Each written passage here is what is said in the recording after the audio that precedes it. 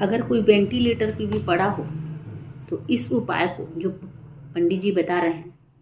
इस उपाय को करने के बाद, यानी इसको 3 बार करना है, तो इस उपाय को करने के बाद आपको 3 दिन में फर्क नजर आएगा। जो व्यक्ति बीमार है उसका नाम गोत्र बोलते हुए,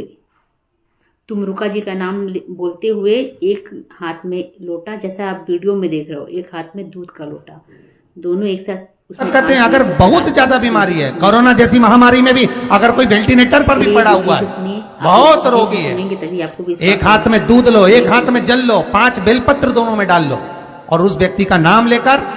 भले उसको ऑक्सीजन लग रही है, उसका नाम लेकर, गोत्र बोलकर, तुमरुका जी का नाम लेकर, श्री शिवाय नमस्तुभ्यम बोलकर शंकर पर चढ़ा दीजिए। सुबह, दोपहर, शाम, प्रदोष काल में 3 बार दिन भर में चढ़ाओ।